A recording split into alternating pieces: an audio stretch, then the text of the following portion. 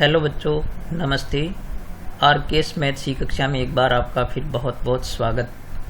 तो आज की कक्षा में हम कक्षा 10 की अंग्रेजी की पुस्तक जो हमारी है फर्स्ट फ्लाइट, जो टेक्स्ट बुक है उसका 7वां चैप्टर हम पढ़ेंगे। और 7वें चैप्टर में 3 भाग हैं उसके। तो 3 भाग में से जो पहला है ए बेकर फ्रॉम गोवा, तो इसको अच्छी तरह समझेंगे, इसका ट्रांसलेशन समझेंगे, इसका एक्सप्लेनेशन समझेंगे। तो टेक्स्ट पर चलते हैं। तो यहाँ आप देख सकते हैं कि 7वें चैप्टर का जो नाम है वो है ग्लिम्पसेस ऑफ इंडिया, यानी भारत की झलक। तो कुछ यहाँ पर भारत के कुछ जैसे 3 ये इसके जो अलग अलग चैप्टर हैं, इस चैप्टर के जो भाग हैं उसमें पहला जो गोवा के बारे में है, फिर कुर्ग के बारे में, फिर आसाम के बारे में है। तो पहले भाग में बेकर फ्रॉम गोवा, तो गोवा हमारे भारत का एक छोटा सा राज्य आप जानते हैं। और बेकर होते हैं जो बेकरी का काम करते हैं, ब्रेड बनाते हैं, उनको बेकर कहते हैं। तो गोवा से जो कोई बेकर है उसकी कहानी इसमें हम पढ़ेंगे। तो टेक्स्ट में हम देखते हैं बिफोर यू रीड, यानी चैप्टर हम शुरू करें उससे पहले जानते हैं ये बातें। डिस्कस इन क्लास, तो कक्षा में ये कुछ बातें हम डिस्कस कर सकते हैं, जैसे what images of people and places come to your mind when you think of our country। तो जब हम अपने देश के बारे में सोचते हैं तो आप जानते हैं कि हमारा देश बहुत विशाल है और बहुत प्रकार की विभिन्नताएं हैं, अलग अलग भौगोलिक स्थितियां भी अलग हैं। तो आपके मन में क्या क्या तस्वीरें आती है, किस प्रकार से जो है वो लोगों के बारे में और स्थानों के बारे में किस प्रकार से आपके मस्तिष्क में बातें आती हैं और आप क्या सोचते हैं। क्योंकि भारत में विभिन्न स्थानों के लोग भी भिन्न भिन्न प्रकार के हैं। जैसे आप यदि पूर्वी भारत में देखेंगे तो वहाँ पर जो है वो वहाँ के जो लोग हैं वो आपको चाइना के लोगों की तरह दिखाई देंगे। और इधर हम दक्षिण में जाएंगे तो हमें जो है वो वहाँ के लोगों का जो रंग है थोड़ा सा वो आपको मतलब यूँ कह सकते हैं कि ब्लैक है उनका थोड़ा कलर। और यदि सुदूर अपने बिल्कुल नॉर्थ में जाएंगे तो जम्मू कश्मीर के लोग एकदम बिल्कुल वाइट कलर के होते हैं। तो अलग अलग प्रकार की हमारी भौगोलिक परिस्थिति है हमारे देश की। तो what parts of India have you lived in, यानी आप भारत के कौन से हिस्से में रहते हैं और विजिटेड, या कौन से हिस्सों का आपने भ्रमण किया है। Can you name some popular tourist destinations, क्या भारत के कुछ बहुत ही पॉपुलर यानी लोकप्रिय जो टूरिस्ट डेस्टिनेशंस हैं, जो पर्यटन के स्थान हैं, क्या आप उनके कुछ नाम बता सकते हैं। You may know that apart from British, आप जानते हो कि ब्रिटिश यानी इंग्लैंड के लोगों के अलावा, मतलब अंग्रेज़ों के अलावा, the Dutch and the French and the Portuguese have also played a part in history of our country, यानी हमारे देश के इतिहास में अंग्रेज़ों के अलावा डच जो लोग हैं जो हॉलैंड के रहने वाले थे, एंड फ्रेंच जो फ्रांस के थे, और पोर्तुगीज़ का मतलब है जो पुर्तगाल के लोग थे, उनका भी हमारे इतिहास में, हमारे देश के इतिहास में एक बहुत बड़ा स्थान है। कैन यू से which part of India show French and Portuguese influences, तो क्या आप अनुमान लगा सकते हैं कि फ्रांस के लोगों का और पुर्तगाल के लोगों का प्रभाव हमारे देश के कौन से हिस्से पर रहा। तो ये सब हम समझेंगे इसमें। कैन यू से which part of India grow T and coffee, क्या आप जानते हैं कि भारत के कौन से हिस्से में जो है वो चाय और कॉफ़ी उगाई जाती है। तो अब हमारा चैप्टर जो यहाँ से शुरू होता है, a baker from Goa, Goa से एक बेकर की कहानी। This is a pen portrait of a traditional Goan village baker. तो ये एक चरित्र चित्रण किया गया एक ऐसे व्यक्ति का जो पारंपरिक एक गोवा के गांव का जो बेकर है, यानी एक ब्रेड बनाने वाला, who still has an important place in society, जिसका आज भी समाज के जो हमारा समाज है या उनका जो समाज है उसमें एक महत्वपूर्ण स्थान है आज भी। तो our elders are often heard reminiscing nostalgically about those good old Portuguese days। तो ये वहाँ के बारे में बताया, गोवा के बारे में, कि हमारे जो पूर्वज हैं या जो हमारे एल्डर्स हैं, बुजुर्ग हैं हमारे, तो वो जो हैं वो आज भी बड़ी रेमिनिशिंग नॉस्टैल्जिकली का मतलब होता है कि बहुत ही इच्छा के साथ या जिस बारे में बात करने में सोचने में अच्छा लगता हो, इस प्रकार से बातें करते हुए पुर्तगाल के जो लोग जब गोवा में जो राज्य करते थे उन दिनों की बात करते हुए उनको बहुत अच्छा लगता है, या उनको बात करते हुए वहाँ सुना जा सकता है। ठीक है, उनको उस बारे में बात करना बहुत अच्छा लगता है। The Portuguese and their famous loaves of bread, तो पुर्तगाल के लोगों के बारे में और उनके जो प्रसिद्ध लव्स होते थे ब्रेड के, यानी जो ब्रेड होती है डबल, जिसको अपने डबल रोटी कहते हैं, तो ब्रेड के लव्स यानी उनके जो पाव होते हैं, तो ये लव्स यहाँ पर जो है वो LOAF लॉफ होता है, जिसको हम ब्रेड का एक स्लाइस कहते हैं या पाव कहते हैं, तो उसका बहुवचन है। तो उन लोगों के बारे में और उनके जो बहुत ही प्रसिद्ध जो डबल रोटी के पाव होते हैं उनके बारे में बातें करते हुए उनको सुना जा सकता है।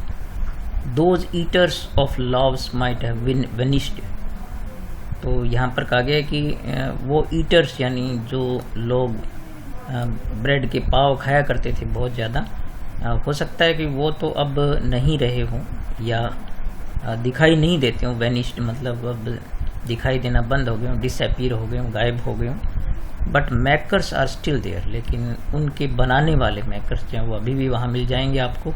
We still have amongst us the mixers, यानी अभी हमें वहाँ पर जो है वो मिक्सर्स जो ब्रेड बनाने के लिए जो आटा होता है, जो डफ होता है जिसको बोलते हैं अपने, तो उनको जो है वो मिक्स करते थे, जो मिलाते थे, वो मिक्सर्स मिल जाएंगे उसको मिलाने वाले। द मोल्डर्स, और जो मोल्डर्स होते थे यानी जो ब्रेड को एक आकार देते थे उनको मोल्डर्स कहते हैं, तो वो मिल जाएंगे। And those who bake the loaves, और वो लोग जो कि उसको ब्रेड को बेक करना मतलब उसको सेकना या पकाते थे, जो लोग सेकते थे रोटी को। Those age old and time tested furnaces still exist, और वो बहुत पुरानी, एज ओल्ड का मतलब बहुत पुरानी, और टाइम टेस्टेड मतलब बहुत समय तक जो भट्टियाँ, फर्नेसेस का मतलब होता है भट्टियाँ, वो अभी भी एग्जिस्ट करती है वहाँ पर, मतलब अभी भी उनका अस्तित्व वहाँ पर है। तो इस प्रकार से मतलब भट्टियाँ और वहाँ पर जो डफ तैयार करते थे, जो आटा तैयार करते थे ब्रेड का, वो और उनको शेप देने वाले, पकाने वाले और उनको जब बेचने वाले, वो लोग अभी भी वहाँ पर दिख जाएंगे। The fire in furnaces has not yet been extinguished, तो यहाँ पर ये कहा है कि फर्नेसेस की जो फायर है यानी उनकी जो भट्टियों में जो आग जलती थी वो अभी भी एक्सटिंग्विश्ड का मतलब है कि बुझी नहीं है, ठंडी नहीं हुई है। And the thud and jingle of the traditional bakers bamboo, तो यहाँ पर थड का मतलब है कि किसी चीज़ को धम से पटकना। Jingle of the traditional bakers bamboo, और जिंगल का मतलब है एक संगीत भरी आवाज़ जो निकलती थी, यानी जब वो जो बेकर जो होते थे, बेचने वाले, रोटियां बेचने वाले जो होते थे, वो जब घूमते थे गलियों में तो उनके पास क्या है कि एक बांस की एक प्रकार से एक स्टैंड होता था उनके पास, जिस पर वो टोकरी रखते थे जब भी कहीं खड़े होते थे, तो उसकी जब वो चलते थे तो उसको आगे आगे रखते जाते थे, तो उसकी जो थड की आवाज़ यानी धम की आवाज़ आती थी, तो एक प्रकार से एक म्यूजिकल ध्वनि बनती थी, एक संगीतमय ध्वनि बनती थी। Heralding his arrival in the morning, और हेराल्डिंग का मतलब है कि घोषणा हो जाती थी एक प्रकार से कि भी सुबह सुबह वो जो बेकर है या रोटियां बेचने वाला है वो पहुंच गया है। And can still be heard in some places, और आज भी कुछ स्थानों पर इन्हें देखा जा सकता है।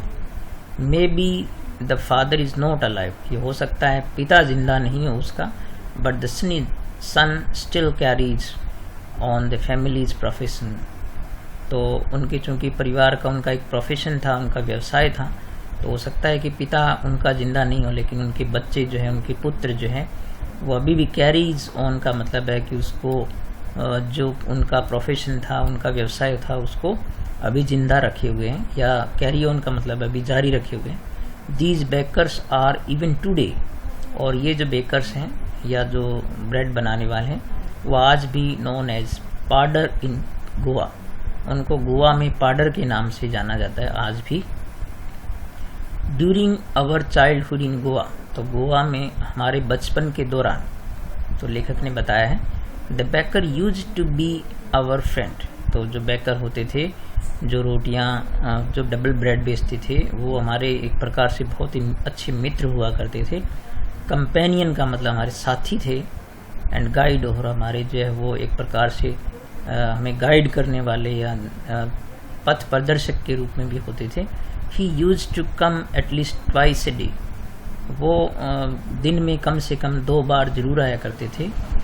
तो गाइड का मतलब यहाँ पर है कि वो चूँकि सुबह सुबह जल्दी आते थे, तो उनकी आवाज़ से जो है वो बच्चे जाग जाया करते थे, घर के लोग जो है वो सक्रिय हो जाया करते थे, क्योंकि ब्रेड सुबह सुबह खरीद करके लोग वहाँ पर जो है मेनली ब्रेड खाने का काम था उनका, क्योंकि हमारी तरह वहाँ रोटियाँ पकाने का काम नहीं होता था, केवल ब्रेड ही खाते थे वो लोग। वंस, एक बार, when he set out in the morning on his selling around, जब वो यानी जब 2 बार आते थे ना, तो पहली बार तो एक बार क्या होता था, जब वो सेट आउट का मतलब है कि जब वो प्रारंभ करता था अपनी सुबह सुबह रोटियां बेचने के लिए, जो ब्रेड बेचने के लिए राउंड शुरू करता था अपना, देन अगेन, और फिर दोबारा जो है वो एक बार तो जब वो बेचने आया करता था, और दोबारा क्या होता था, when he return after emptying his huge basket, तो जब वो अपनी बड़ी सी टोकरी के सारे ब्रेड जो है वो खाली हो चुके होते थे लौटते समय, तो जब वो लौटता था, तो यानी 2 बार आता था, एक बार जाते समय और एक बार पुनः लौटते समय। The jingling third of this his bamboo walk up us from sleep, और ये जो एक संगीत में ध्वनि थी, जो थर्ड की, उसके बांस के बजने की जो आवाज़ थी, वो हमें नींद से उठा देती थी, स्लीप या नींद से उठा देती थी।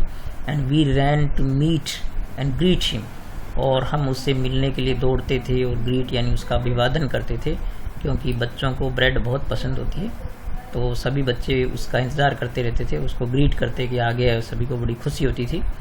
वाई वॉज इट सो, ऐसा क्यों था? Was it for the love of the law, यानी क्या ये जो डबल ब्रेड का, जो डबल रोटी का जो लोफ होता है, पाव होता है, उसके प्रति प्यार था बच्चों का? नॉट एट ऑल, तो बिल्कुल ऐसा नहीं था।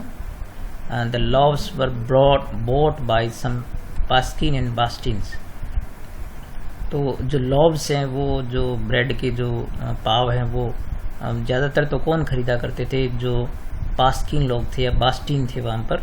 And the mad servant of the house, या फिर जो घर के नौकर होते थे वो खरीदते थे।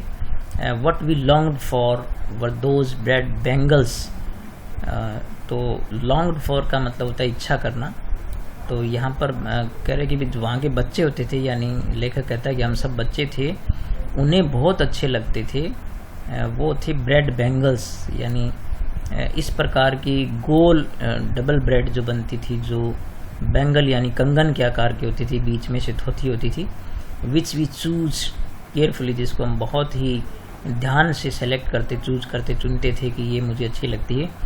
Sometimes it was sweet bread of the special man, और कई बार ये मीठी रोटी भी होती थी जो विशेष तरीके से बनाई होती थी, तो बच्चे सेलेक्ट करते थे कि कोई किसी को वो अच्छी मीठी रोटी मिल जाए। The baker made his musical entry on the scene with झैंग झैंग sound of his specially made bamboo staff, तो यहाँ पर जो लेखक कहता है कि वो जो बेकर थे या ब्रेड बेचने वाले थे, वो एक बहुत ही एक संगीत में उनका प्रवेश होता था, एंट्री होती थी। म्यूजिकल एंट्री का मतलब है संगीत में उनका प्रवेश होता था, दृश्य में, जब झैंग झैंग की आवाज़ आती थी। और किसकी थी वो? स्पेशली मेड बैम्बू स्टाफ, तो स्टाफ से यहाँ मतलब है कि बांस का जो कोई लकड़ी से बना हुआ इस प्रकार का जो उनका होता था, जिस पर वो जब वो वहाँ खड़े रहते थे ब्रेड बेचने के लिए, टोकरी को उस पर टिकाया करते थे, तो उसकी एक झैंग झैंग की आवाज़ जो है बहुत ही संगीत में ध्वनि के साथ वो सीन पर उनका जो है वो प्रदर्शित होते थे। One hand spotted the basket, तो जब वो चलते थे रोटियां बेचते हुए, तो एक हाथ से जब वो क्या टोकरी को सपोर्ट करते थे, यानी पकड़े रखते थे, ऑन हिज हेड, अपने सिर पर टोकरी रखते थे, and other banged the bamboo on the ground, और दूसरे हाथ में जो वो बांस का जो उनका स्टाफ बना था या पोल बना था, उसको वो आगे से आगे रखते रहते थे, जिसके कारण जो बैंग यानी ज़मीन पर टकराने की जो बांस की आवाज़ है वो आती रहती थी। He would greet the lady of the house with good morning. तो वो जब आते थे तो घर की औरतें जो घरों की होती थी उनको वो अभिवादन करते थे गुड मॉर्निंग से। And then place his basket on the vertical bamboo.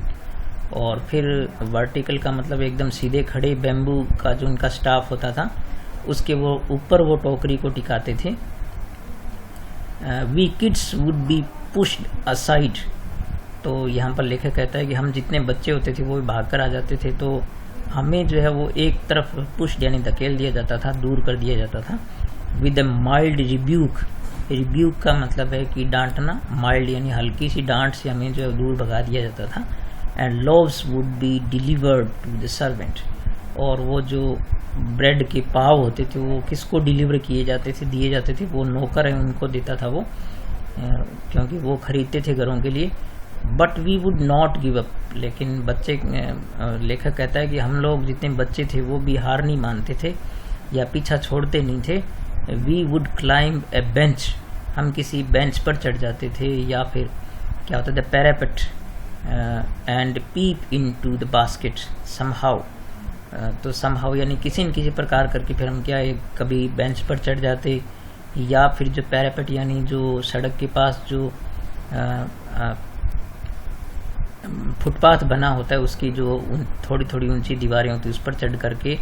और पीप इनटू का मतलब है कि उस टोकरी के अंदर झांकने की कोशिश किया करते थे, चाहे जैसे भी संभव होता समहाउ, मतलब हम किसी न किसी प्रकार से उसमें झांकने की कोशिश करते थे। I can still recall the typical fragrance of those loves. तो लेखक कहता है कि मुझे आज भी रिकॉल मतलब स्मरण है या याद है वो जो एक विशेष प्रकार की फ्रेग्रेंस यानी एक जो स्मेल या सुगंध जो आती थी, उनकी एक महक जो आती थी उन लव्स की, तो वो ब्रेड की, वो मुझे अभी तक याद है। And loves for the elders. और जो बुजुर्ग होते थे, बड़े होते थे घर के, उनके लिए लव्स होते थे, पाव होते थे। And the bangles for the children. और बच्चों के लिए होते थे बैंगल्स, यानी बीच में जो थोथी रोटियां होती थी वो वाली। Then we did not even cares to brush our teeth. तो लेखक कहता है कि हम जब बच्चे थे तो इस बात का केयर नहीं करते थे कि हमें अपने दांतों को साफ करना है और वो सवर माउथ, या फिर हमें अपनी प्रॉपरली यानी हमें मुंह को प्रॉपरली यानी ठीक ढंग से धोना है। मतलब वहाँ से बस उसकी आवाज़ सुनते ही बच्चे भाग दौड़ के आ जाते थे और मतलब बिना मुंह धोए भागते थे। And why should we. और हम ही ऐसा क्यों करते थे। Who would take the trouble of plucking the mango leaf for the toothbrush. और फिर लेकर कहता है कि कौन करेगा ऐसा, कौन चाहेगा मतलब ऐसा कि जो वो दांत साफ करना पड़े क्योंकि पहले उस समय जो वो इस प्रकार की पेस्ट वगैरह जो है वो या दंत मंजन जो आज बाज़ार में भिन्न प्रकार की मिलती है ऐसी नहीं होती थी। तो क्या करते थे बच्चे जो है वो या सभी लोग जो है आम की पत्तियां तोड़ करके उनको मसल करके दांत उससे साफ करते थे। तो लेखक कहते हैं कि इस समस्या में, इस ट्रबल में कौन पड़ेगा कि पत्तियां तोड़े और दांत साफ करे उनसे। And why was it necessary at all. और ऐसा ज़रूरी भी क्यों था। बच्चों को ऐसा ज़रूरी नहीं लगता था कि ऐसा करना कहाँ ज़रूरी है। The tiger never brushed his teeth. तो बच्चों के पास एक अपना तर्क होता था कि कभी जो है वो टाइगर यानी किसी शेर को अपने दांतों को साफ करते हुए देखा है क्या। तो इसलिए दांत साफ करने की आवश्यकता ही नहीं है। बच्चे जो है समझते कि हमें कोई ज़रूरत नहीं है। Hot T could wash. तो ये तो जो है वो गर्म चाय से अपने आप साफ हो जाएंगे। And clean up everything so nicely after all. कि कुल मिला करके जो वो चाय से सारे दांत साफ हो ही जाएंगे, अच्छी तरह धुल जाएंगे, साफ हो जाएंगे। तो ये बच्चों का अपना तर्क है कि उनको ताकि दांत साफ नहीं करना पड़े, वो मुश्किलें जो है वो आम की पत्तियां तोड़ना और फिर उससे दांत साफ करना ये सब नहीं करना पड़ेगा। Marriage gifts are meaningless without the sweet bread known as bol. तो यहाँ पर लेखक बताते हैं कि मैरिज गिफ्ट यानी शादी में जो उपहार है जो या प्रेजेंट गिफ्ट्स जो हैं वो भी अर्थहीन होते थे, मीनिंगलेस यानी अर्थहीन होते थे। बिना उनके स्वीट ब्रेड यानी जो मीठी रोटी होती थी उसके बिना, जिनको वो बोल कहते थे, मतलब उनके बिना तो मैरिज का गिफ्ट भी जो है वो अर्थहीन होता था। जस्ट एज ए पार्टी, यानी एक पार्टी के रूप में, या फिर और a feast loses its charm without bread, यानी किसी पार्टी में या कोई दावत, फीस्ट का मतलब दावत, यदि उस दावत में ब्रेड नहीं होती थी, यदि डबल रोटी नहीं होती थी, तो उसका चार्म ही खत्म हो जाता था। उसमें इतनी मतलब जो है वो ये जो ब्रेड है इतनी पॉपुलर थी। मतलब not enough can be said to show how important a baker can be for a village. तो इस प्रकार से आप देख सकते हैं कि यहाँ पर लेखक बताते हैं कि आप इस प्रकार से देख सकते हैं कि गांव के लिए जो ये बेकर थे वो कितने महत्वपूर्ण थे, कितने इम्पोर्टेंट थे। ठीक है। And the lady of the house must prepare sandwiches on the occasion of her daughter's engagement. तो एंगेजमेंट मतलब सगाई जब होती है तो गांव की औरतें जो है वो क्या करती थी, सैंडविचेस बनाती थी ब्रेड से, जो है वो किस अवसर पर, जब उनकी बेटियों की सगाई हुआ करती थी। And cakes and bolinhas are a must for Christmas as well as other festivals. तो चाहे क्रिसमस का त्यौहार हो या कोई और त्यौहार हो, उसमें केक वगैरह या बोलिनहास जो वहाँ पर वो बोलते थे, वो आवश्यक रूप से तैयार किए जाते थे ब्रेड से। थस इस प्रकार से the presence of bakers furnaces in the village is absolutely essential. तो इस प्रकार से मतलब ये है कि जब हर त्यौहार पर या हर अवसर पर जो है वो ब्रेड बहुत ज़रूरी थी। तो आप ये देख सकते हैं कि इस प्रकार से जो बेकर्स हैं या जो ब्रेड बेचने वाले, बनाने वाले थे, उनकी भट्टियों का और उनकी जो उपस्थिति है, प्रेजेंस है, वो गांव के लिए बहुत ही एक एब्सोल्युटली एसेंशियल का मतलब अत्यावश्यक थी। उनका होना बहुत ही ज़रूरी था, क्योंकि उनके बिना कोई काम भी होता नहीं था। द बेकर और bread seller of those days had a peculiar dress is known as kabai. तो उस समय जो ब्रेड सेलर थे, यानी जो बेकर होते थे, रोटियां बनाने वाले, ब्रेड बनाने वाले, या जो उनको बेचने वाले थे, उनकी एक पेक्यूलियर का मतलब विशेष प्रकार की ड्रेस भी होती थी। उनकी यूनिफॉर्म, एक पोशाक होती थी जिसको कबाई कहते थे, जो वो लोग पहनते थे। It was a single piece long frock. तो ये क्या है कि लंबी फ्रॉक की तरह होती थी, reaching down to the knees. जो है वो नीज यानी घुटनों तक पहुंचती थी। इन आवर चाइल्डहुड, और हमारे बचपन में, we saw bakers wearing a shirt और trousers which were shorter than full length ones. तो लेखक कहते हैं कि हमारे बचपन में हमने जो है वो ऐसे बेकर देखे थे जो शर्ट पहनते थे, वो ट्राउज़र यानी पतलून पहनते थे, पैंट पहनते थे, जो कि थोड़ी सी जो फुल लेंथ से थोड़ी छोटी होती थी, लॉन्गर देन हाफ पैंट, और हाफ पैंट से थोड़ी सी बड़ी होती थी, थोड़ी सी लंबी होती थी। इवन टुडे, आज भी जो है, anyone who wears half pant, आज भी यदि कोई हाफ पैंट पहनता है which reaches just below the knees, यदि घुटनों के ठीक नीचे तक थोड़ी सी पहुंचती हो, invite the comment that he is dressed like a pader. तो उसको लोग जो है वो उस पर ये टिप्पणी करते हैं कि इसकी जो पोशाक है वो बिल्कुल पाडर की तरह, यानी जो डबल ब्रेड बेचने वाले थे उनकी तरह ही है बिल्कुल, यानी उससे लोग तुलना करते हैं। The baker usually collected his bills at the end of the month. तो चूंकि जो ब्रेड बेचने वाले थे, बनाने वाले थे, वो रोजाना रोटियां बेचते थे, लेकिन वो बिल जो है, उनका जो बिल होता था, या जो उनकी जो जिससे जितने पैसे में वो बेचते थे, वो सारा अपना जो पैसे का हिसाब किताब है वो महीने के अंत में करते थे। Monthly accounts used to be recorded on some wall in the pencil. तो वो पेंसिल पर, किसी दीवार पर जो है वो इसका पूरा रिकॉर्ड रखा करते थे। Baking was Indeed A profitable profession in old age. तो इस प्रकार से ये कहा है कि जो बेकिंग का जो काम था, या जो डबल ब्रेड बनाने का जो काम था, वो प्रॉफिटेबल था, मतलब लाभदायक एक काम था, लाभ देने वाला एक काम था उन दिनों में, पुराने दिनों में। The baker and his family never starved. तो इस प्रकार जो ब्रेड बनाने वाले थे वो और उनका परिवार कभी भूखों नहीं मरता था। स्टार्व्ड यानी भूखे मरना, यानी उनके अच्छे दिन बीतते थे, उनकी कमाई अच्छी हो जाती थी। His family and his servants always looked happy तो वो ब्रेड बनाने वाले, उनका परिवार और उनके नौकर जो होते थे वो अक्सर प्रसन्न दिखाई देते थे।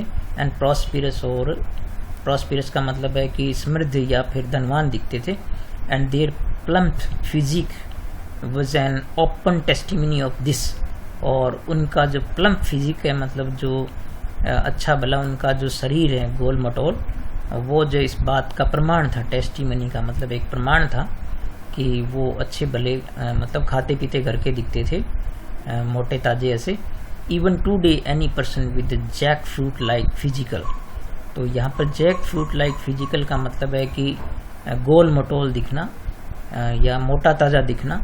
तो आज भी यदि किसी आदमी को, मोटे ताज़े आदमी को कोई दिखता है तो अपीयरेंस यानी जो ऐसा दिखता है is easily compared to a baker, तो उसकी तुलना वहाँ पर लोग जो है वो उन ब्रेड बनाने वालों से कर देते हैं। तो ये इस प्रकार से जो हमारा चैप्टर यहाँ पर ये इसका जो पहला भाग है वो पूर्ण होता है।